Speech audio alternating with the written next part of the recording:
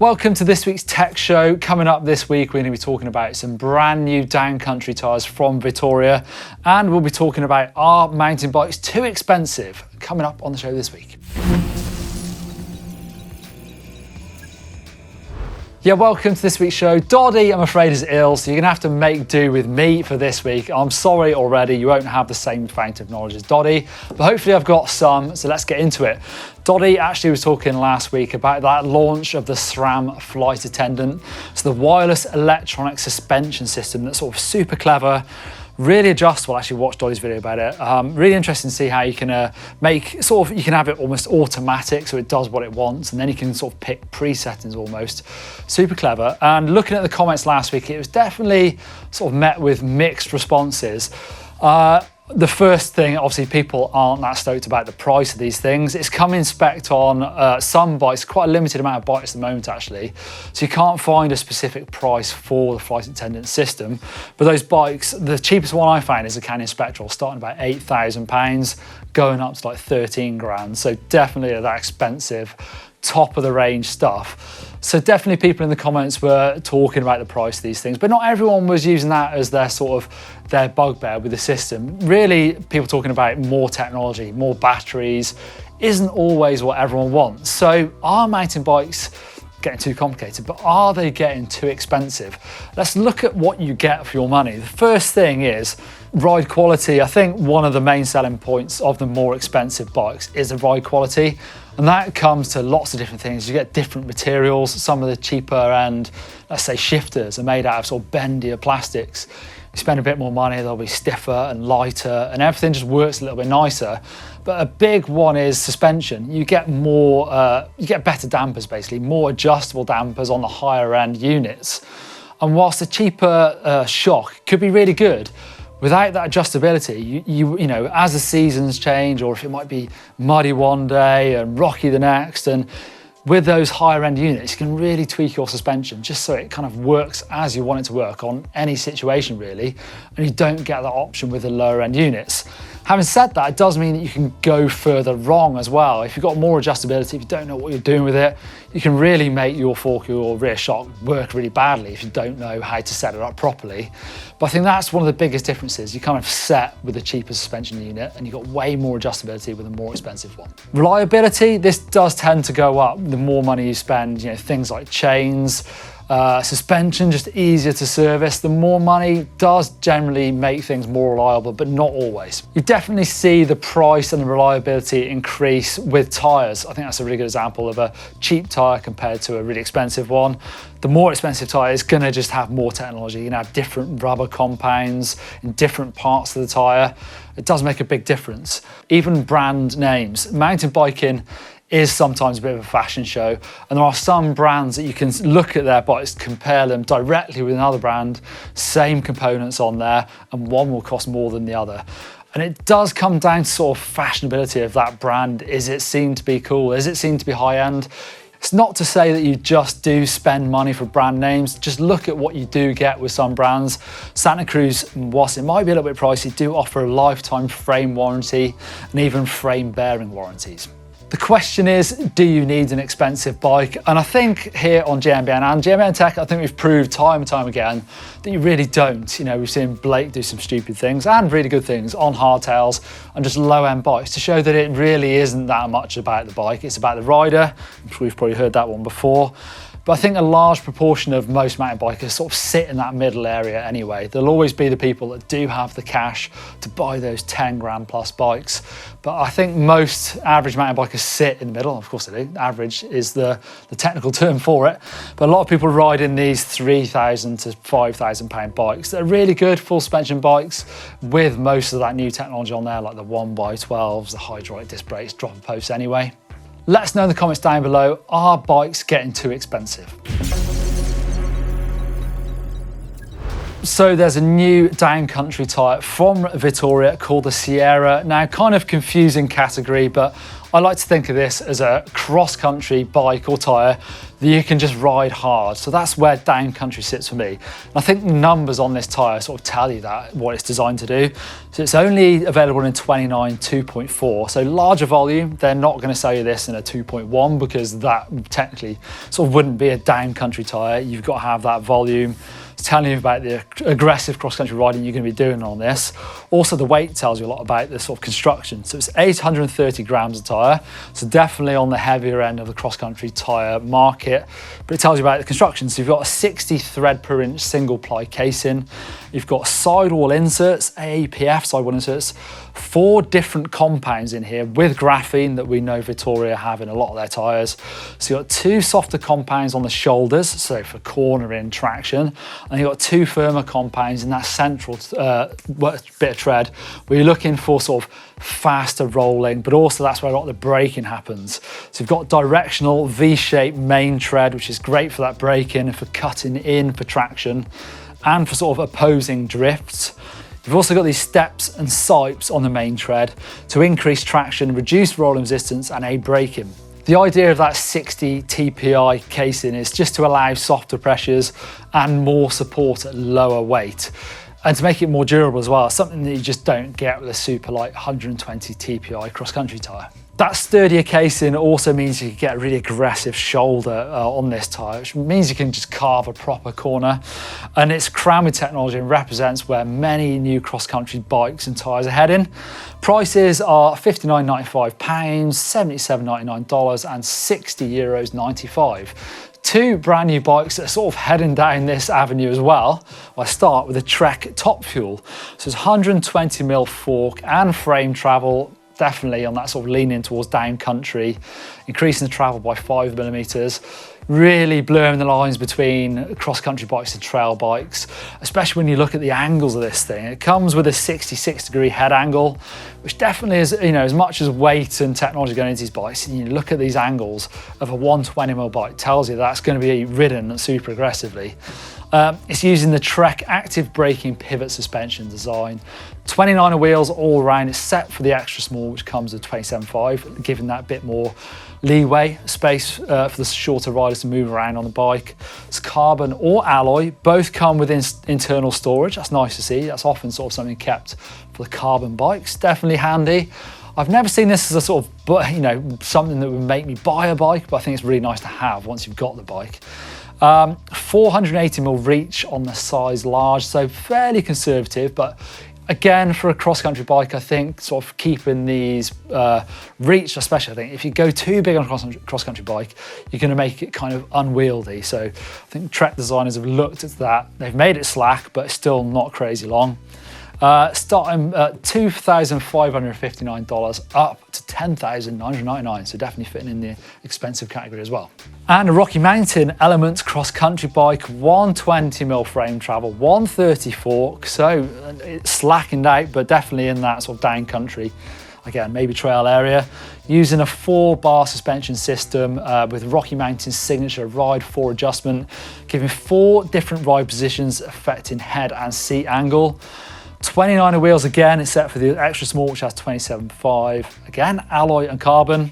This time, this is 65-degree head angle, so even slacker than that Trek we just seen.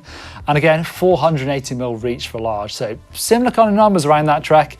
Interesting to see these 2 new bikes come out at kind of a similar area. And now you've got some sweet new Vittoria tyres to go on those bikes. Into the comments, SRAM flight attendant stuff was definitely popular to comment on last week in the show. Peony Muster says electronic suspension seems interesting. We'll have to see how long it takes to trickle down to your average consumer prices.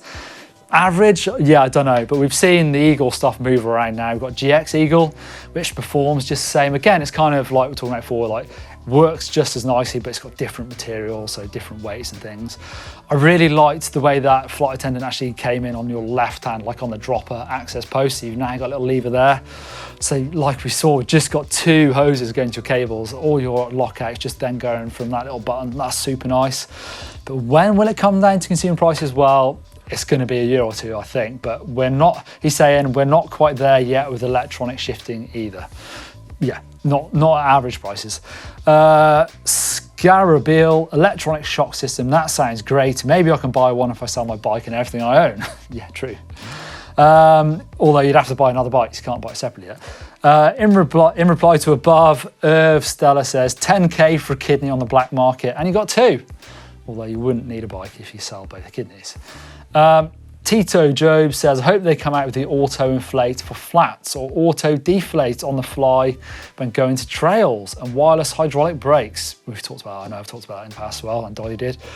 What bike tech upgrades will they think of next? Well, you can get auto inflate and deflate. I know you see those crazy trucks in Iceland where they've got that auto deflate where they go off the road onto like the sandy bits. Possible, I'm sure it weighs a ton, so probably not very practical for your average mountain bike. Maybe an e-bike. I don't know if you saw that stuff. I saw some of the press releases coming out of Sea Otter. There was a Jeep fat e-bike. I reckon that's the sort of thing you probably find that on.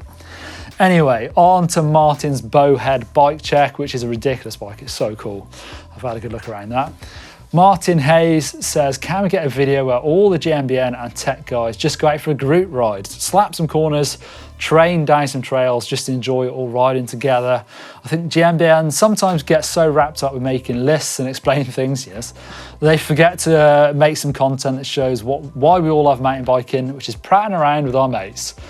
Sounds great. I can't remember the last time we did that. It's been a while. It's kind of hard getting everyone into the same place, but we definitely should try harder. Maybe for Christmas, something cool like that. Thanks, Martin, for that. Christopher Rowland says Martin is a great ambassador for enjoying life. And yes, the Bowhead is an amazing piece of tech. It is. It's cool. And you're right on both things, definitely. Craig Waitman, a GMBN and EMBN festival is needed in the UK. That's a good idea. A weekend full of fun, beer, music and prattling about. Everyone's talking about prattling about this week. That's a great idea, although we're kind of on those vibes that were already. Next year, we may have something, although it's not going to be in the UK. It might be a little slightly further afield, but keep your eyes peeled for some news coming in the next few weeks about a festival, maybe. Top mods this week. This is a good one to start on. This is Linton, who's in Gladstone in Queensland, Australia. This is his bike before, this is his bike after. Done a really good mod here. He's basically got a new frame. He got a 2018 Trek Fuel EX to get him back into riding after 10 years. And then he cracked it. So actually Trek replaced it with the second frame you see. It's the EX 9.9 frame. So it's a full upgrade on the frame. It looks great already. But also it's got full SRAM XX1 access and access dropper. Some pretty spendy mods there, but it looks cool. Now look at the bike. Looks well good. The original parts, the SRAM guide RS brakes. Some say it's a new bike, but it's progressive mods over the 3 years. I think it's really good. To find a use for the old parts, I bought a Yeti ARC frame. That's nice to buy new bits for that bike and then swapping the old bits onto that. That's proper cool.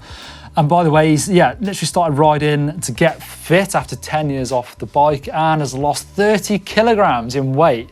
Now regularly beating people half my age in cross country. So nice one, Linton. That's good to see that you use mountain biking for something really healthy and really positive, and your bike looks sweet as well. So got another cool story here from Jeff, who's in Pennsylvania, USA. So this is his original bike. It's a 2014 Intense Tracer 27.5. And he figured out eventually he just wanted to upgrade his bike. With the pandemic going on, his friends said it was crazy. So he got inventive, just started searching the internet and actually found 2 bikes. So he sold the Tracer and took some parts off it actually. What does he say? Both bikes were bought on eBay, sourced out the rest. So he sold the 2014 27.5 to help fund the 2 bikes. So he's ended up with 2. He's got a 2015 27.5 Tracer and a 2016 29. Yeah, he basically bought the bikes on eBay, frame only, and sourced out the rest of the parts. Some are new, some are off the donor bike, and some were donated from my friends. Nice. Says the 27 bike loves to eat up the chunk. It's 170 front, 160 rear, the Lyric and Debonair upgrade, and a Cane Creek coil shock. Yeah, that's a good fun bike. SLX 4 piston brakes and a 203 on the front, 180 rear. coil has a, it's called Skindred's coil. So that's the adjustable coil, isn't it? I'm sure. Nice. And the 2016, which is a 29er bike, is 150 front, 140 rear.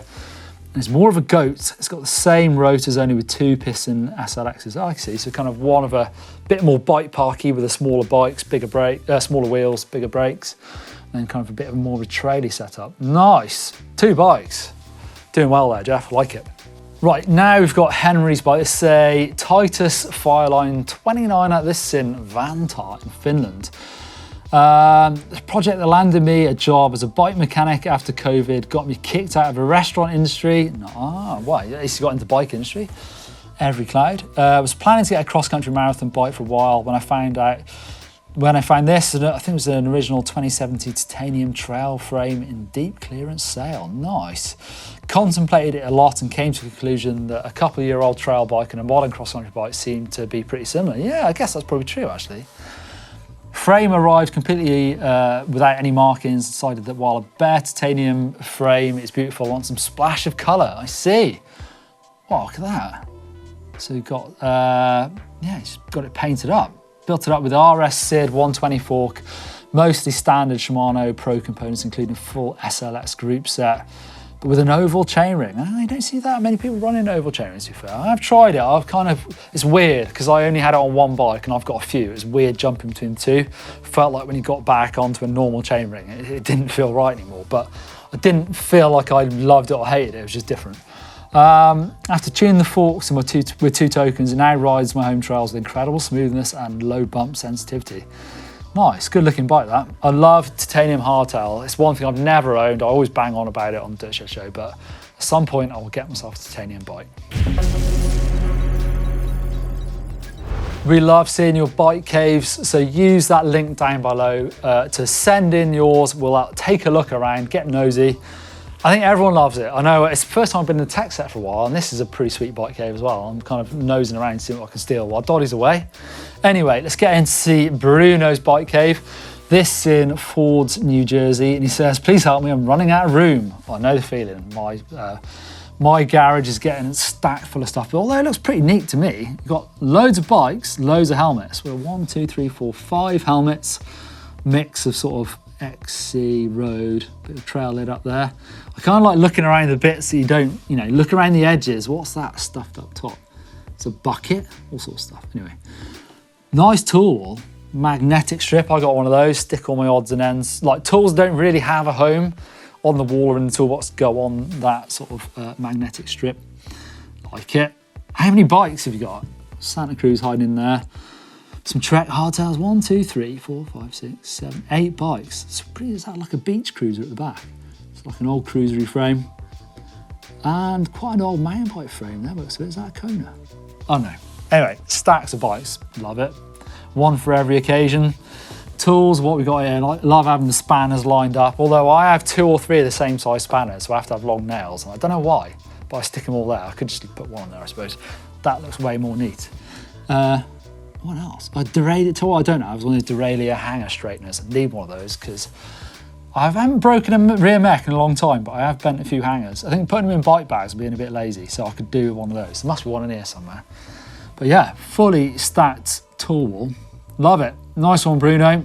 I say get involved. Send us your bike cave pictures, following the link down below. There you go. Anyway, thanks to Doddy for letting me get into the tech set and have a look around. It's very cool, and hope you're feeling well soon. Get involved, leave some comments down below. Are bikes getting too expensive? Is downcountry being overused? I don't think so, actually. I think it's quite a good way of describing kind of what is those bikes being used for, so why not? Anyway, thumbs up if you enjoyed this week's tech show, and like I say, get involved, send us your pictures. See you next week.